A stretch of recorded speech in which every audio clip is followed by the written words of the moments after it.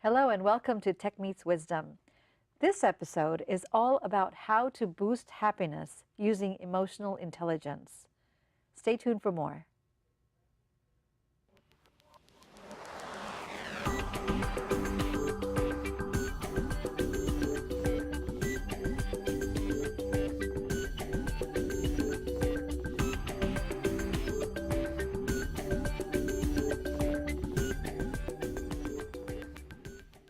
In the world we live in today, emotional intelligence has become a really big word now. And joining me is Mamen Saura. And we will be talking about what this all means. Thank you. Thank you for inviting me. Absolutely. I thought you'd be a great person to have this conversation with since you're such a well-in-tuned freelance photographer and you have such incredible photographs that you've been taking all over the world. I thought that we could have a really nice conversation around that. Thank you. You do need emotional intelligence to be a photographer. Absolutely, to be able to pull out the essence from people. Yes, you do. Yeah. Well, in 1998, I believe it was, Daniel Goleman, he was the person who wrote the book and basically started the whole, the pathway to the awareness with emotional intelligence. And since then, it's become such a big part of organizations. And one of the things he says is that it's so much more important than having an IQ. It is actually. I think that, and given how everything how everyone is feeling at work, it's a basic. It should be taught in schools or everywhere because you do need your emotional intelligence to be at work.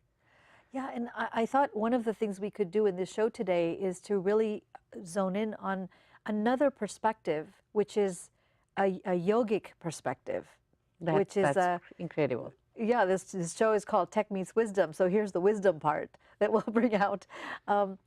Because there is a whole philosophy in yoga that teaches you about how to bring more self-awareness. And with what was written out for the 5 features in emotional intelligence, the key is to have self-awareness, self-regulation, having empathy, being motivated, and having social skills. And with that, I think when you tie it down, you can really experience it from the pathway that yoga gives you. So for people, not I'm very interested about this. It's I do yoga, but I never thought about emotional intelligence from that point of view. Yeah, it's brilliant, and I'll tell you how I started doing this work. I was in the corporate world at one time, so I have a really good understanding of how the corporate world works. And I was 27. I had gone to India to visit my spiritual master. I came back, and over the course of 3 months, I was diagnosed with all kinds of autoimmune diseases. And at the end of 3 months, I was given all kinds of pharmaceutical medications, and ultimately I was told I had Hodgkin's lymphoma, which is cancer, and I had about a month left to live. And oh my so God. Okay. that was kind of scary enough. But the thing was that what really got me, I was 27, and I was a bit rebellious at the time in my life. So I was like, well, they're not going to get me. I don't, because my question to them was, where did this start from in my body? I was completely healthy all throughout my life. How did this even come about? Yeah. And so the questions, though nobody could really answer that for me, but in the interim, I found an Ayurvedic doctor.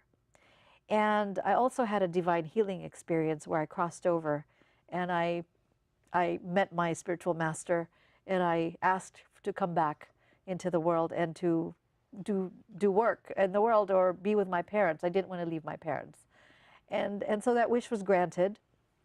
And I came back. It's fascinating because I had a similar experience when, my son was born.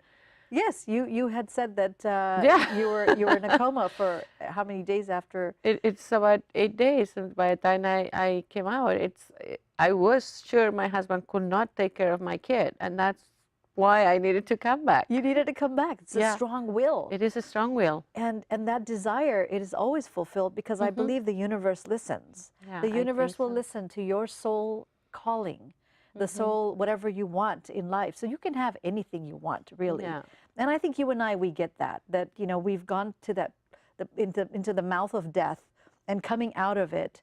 and then standing in the world going, you know what, this is my playground, and Yeah. I get to create whatever I want to create, and the universe is with you. I agree with that. So emotional intelligence, I think we did get that somewhere. But for people who have a hard time understanding this, that was my little story I wanted to share with the viewers as well. And I'm glad you were here too to share your story, because it's these similarities. It really does. Not everybody has to die to come back. Yeah. And then but we are humans, and we have a human experience on this spiritual plane, this world that we live in. It's how we look at it and what we connect with. But at the same time, it's very important for all of us to have a pathway that we can access self-awareness. Yes, it's absolutely necessary. It's interesting when you're photographing people, you actually have to be very, very centered on yourself in order to show them that and open them, And I think that how do I get that emotional intelligence is not very clear to me, but it's there, and it really opens those ways of communicating with people. Well, I think this is what happens, that because you are in a zone, you have visited that dimension where, you've been in that space of like just letting go of everything the ego could hold on to. And when you understand that place, you find love in there. And then when Yeah. you are doing photography, or I'm doing my Ayurvedic medicine work, or healing in my realm, it's like you tap into that dimension, and you have this access way that most people don't know about. Yeah, you're actually right. I think that makes in fact I think that part of that emotional intelligence comes into the happiness that you find in every day that you are alive. That you Yes, just have one more day and you're going to make the best out of that day. exactly. And that exactly, it's the first point when you start talking to them. It's you are happy to be there. Yes. Yes, I, absolutely. and that happiness, like you and I, we found it. You and I know that space exists within us, and we can access it any time. But how do we teach the world about that? How do we have people also, we bring people into that when they're, like you said, when you went to Africa and you're doing photographs of people who have almost nothing, but you bring out the elements of like happiness in them. You do, because you are, I think you bring happiness if you're happy, and you bring sadness if you're sad, in a way. So I find in my life it's fundamental to laugh every day, but it's also fundamental to connect to people in a deep level. So if I'm just not touching your soul, then I'm not. It's not what I want to do.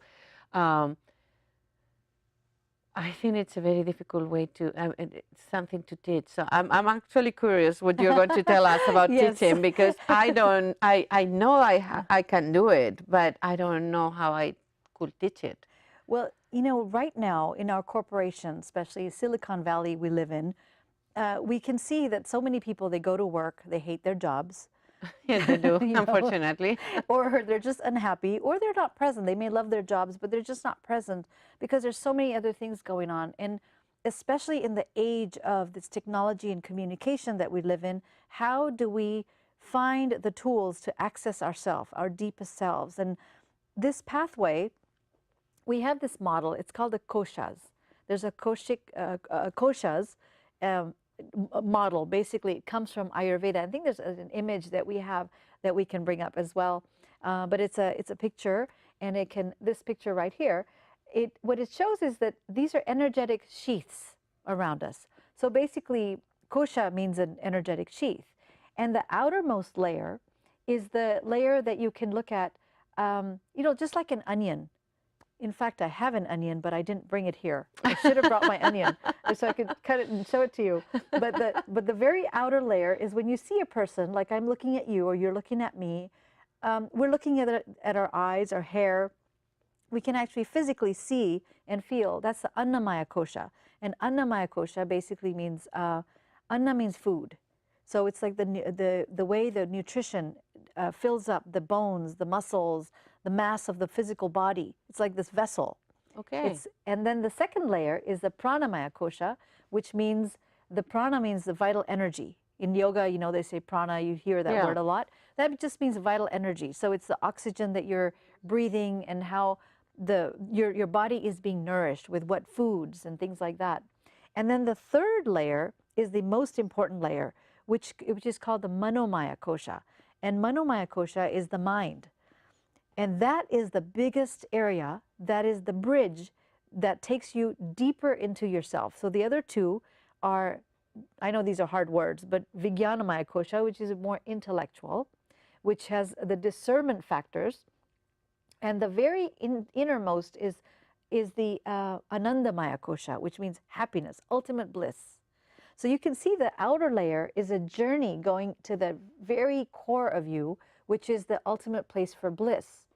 But the very center part, the mind, is the bridge between accessing that happiness or not. Because the first two layers, the first two energetic sheets are all about how you show up in the world, how you live in the world, what are you eating, how are you nourishing yourself. And so we get very involved in this external factor. And then you've got the mind. The mind has the internal voice that we have, the internal critic, this little man or this little woman who lives inside our head that keeps telling us what to do. But what I find fascinating on this is that I think most of the people stay on the first two outside, and exactly, and the people forget that there is way much more in the inside that you need to work on. Yes. So when we look at yoga, you said it. That's exactly what it is. And when you look at yoga, one of the second verse in the Patanjali Sutras, so people who don't know what Patanjali is, Patanjali was the sage who basically wrote out some of the scriptures around what yoga is. And yoga existed way before that, but he was one of those that took all the different schools and said, okay, these seem to be the relatedness from all the different schools, let's put them together.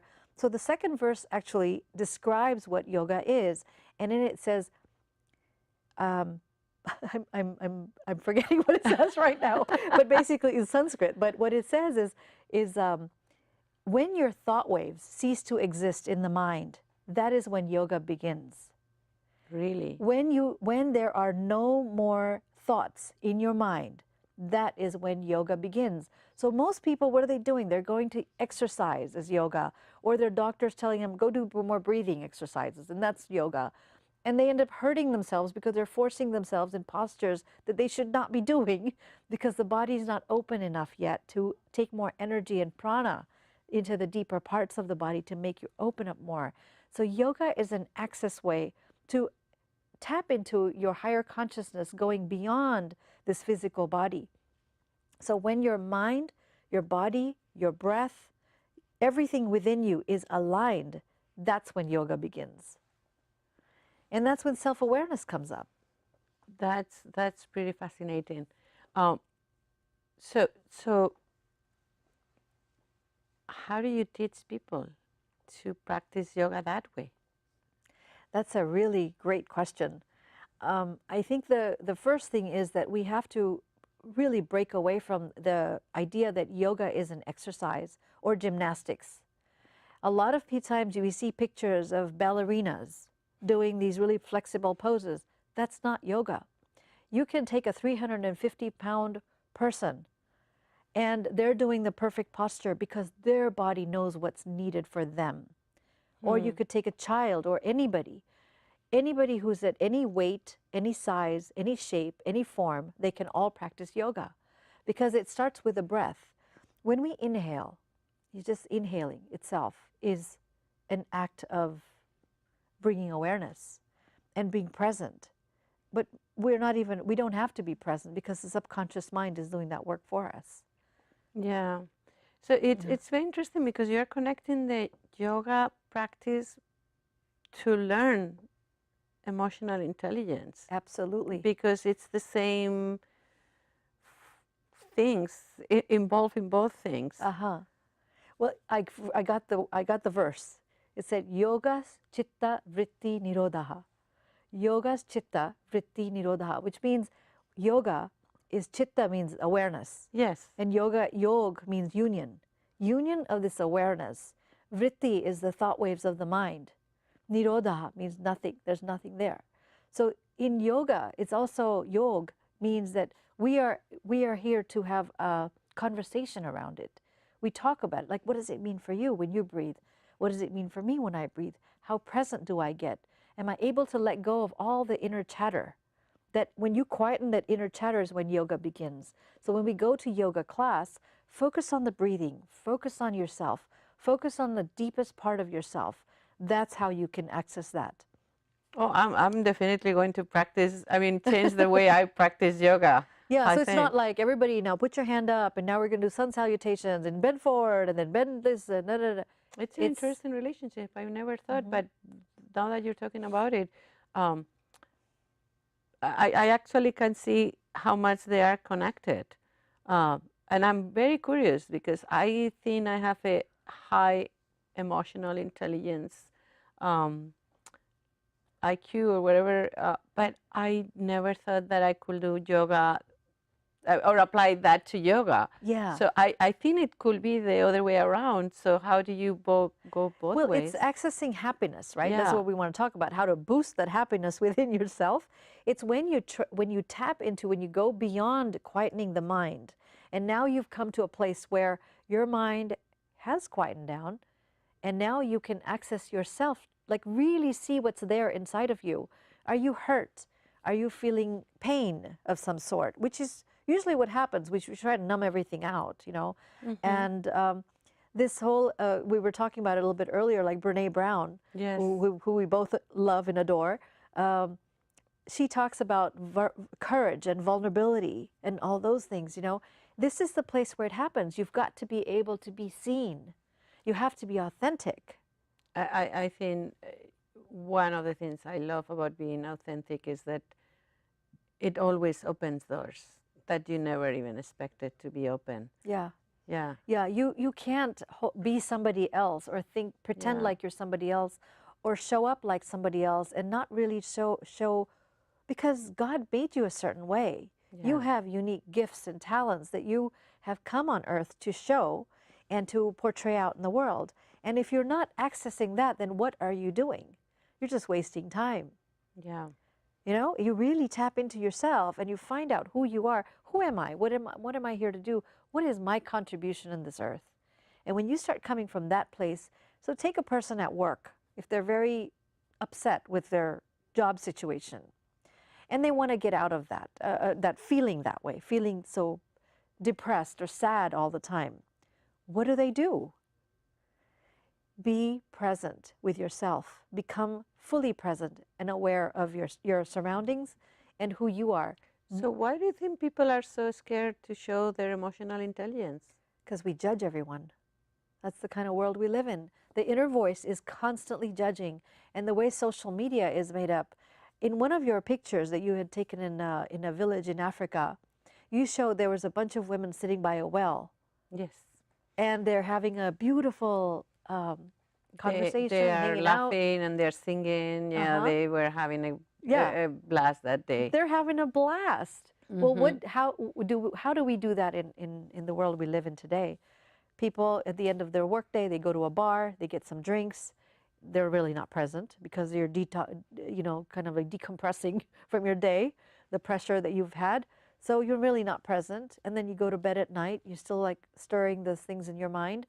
The next morning you wake up, you get out of bed, grab your coffee, you're out on the road again. It's a constant cycle.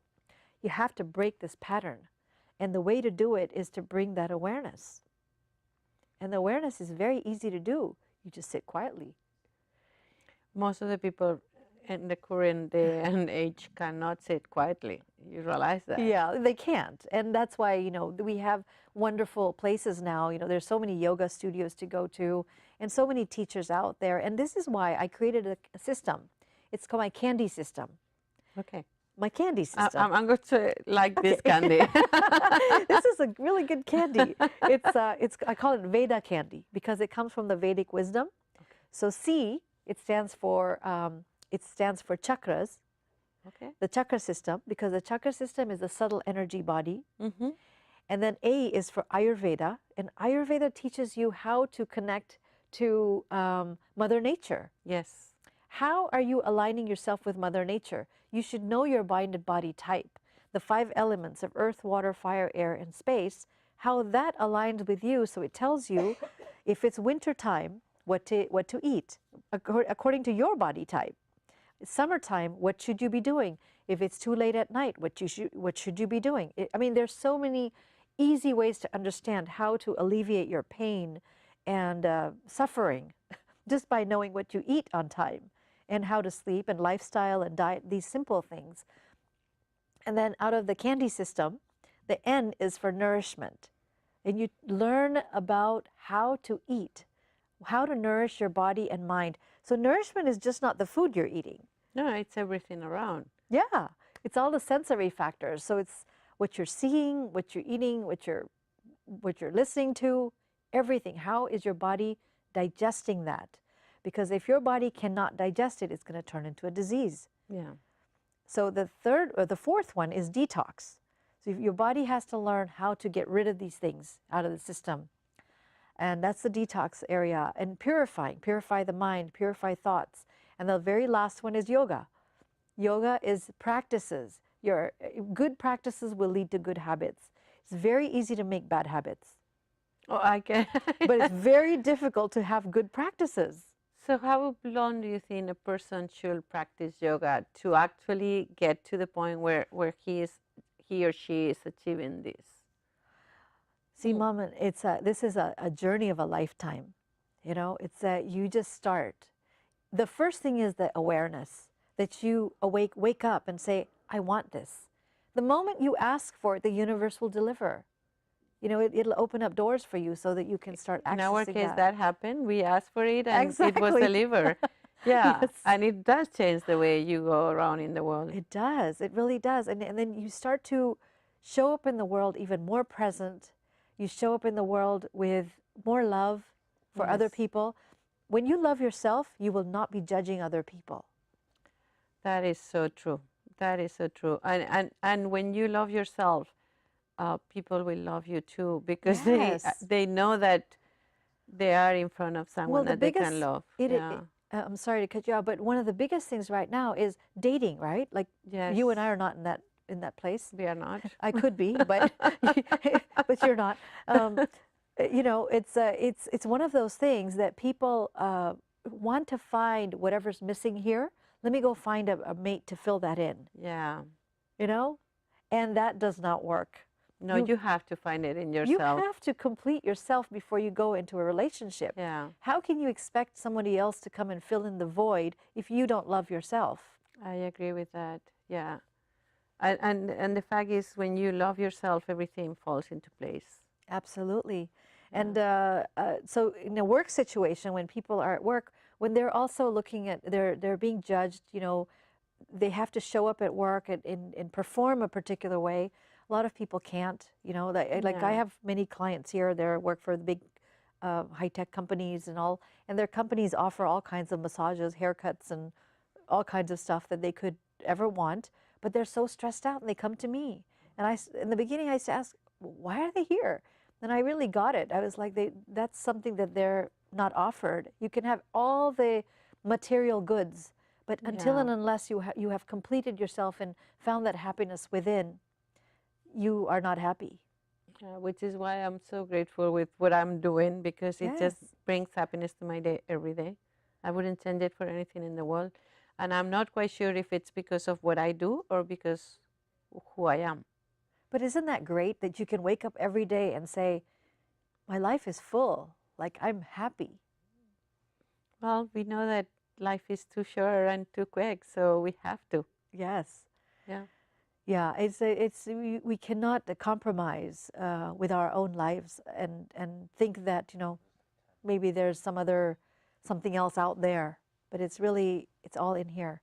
All the universal happiness is within you. So how to boost happiness through emotional intelligence is really coming back to it's knowing yourself. The more you get to know yourself, and you quieten the mind, and then you can enter into that zone where you find the gratitude.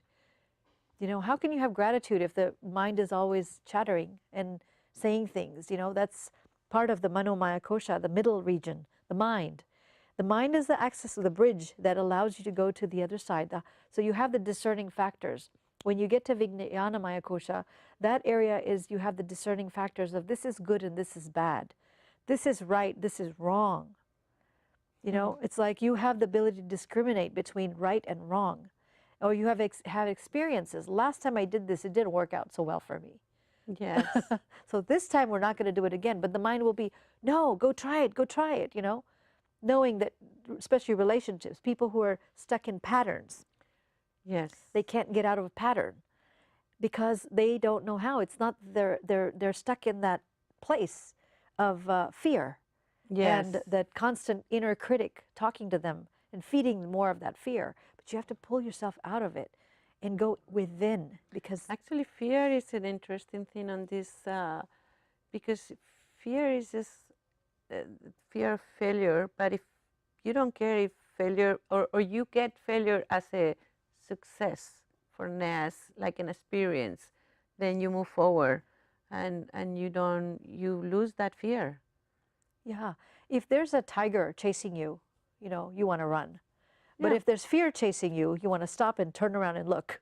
Yes, you do actually. But we fear more than we fear the tiger, because Yeah. in where we live, we won't have a tiger chasing you. But Yeah.